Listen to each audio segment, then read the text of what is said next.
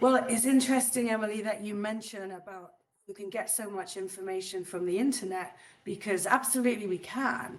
But there's all these logistical things to manage. We need to move our stuff. We need to get visas. We need to do the kind of travel aspect.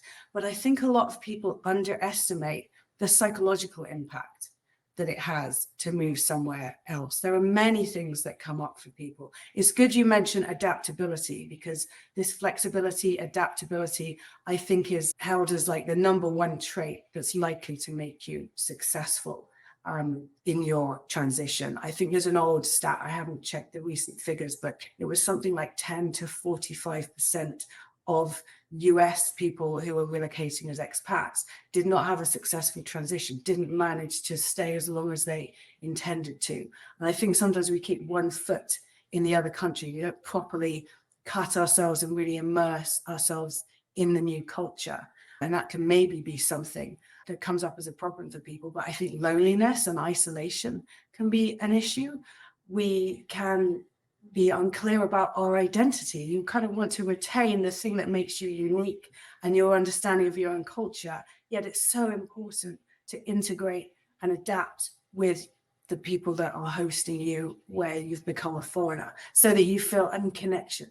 Connection is so important, making community with people. And if we can't be vulnerable and we don't go first and make connections with others, we never really fully integrate. But I think the biggest immediate thing is not having the patience and the kindness with ourselves to understand that like it takes time to get used to things. It's like I said before, it's very hard on the system to be navigating a completely new territory. And that's not normal. That's not the same as living your comfortable, regular life.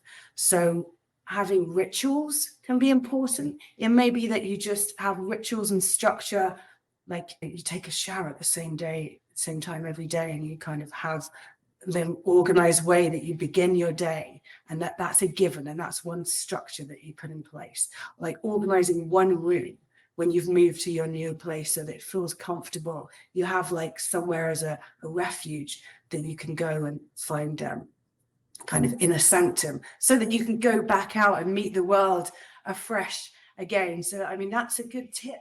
I think the other one is very quickly just get out there and start meeting people and navigating your environment, because the biggest resistance that we have is fear. It's just fear of the unknown. Things don't make sense to you. Absolutely everything is new. Even I'm finding navigating the supermarket, like I don't recognize a single brand.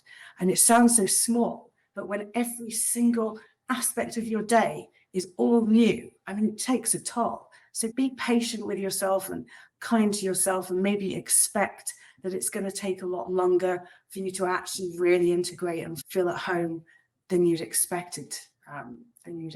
To. So sometimes we just need a little bit of kindness to ourselves to take it slow.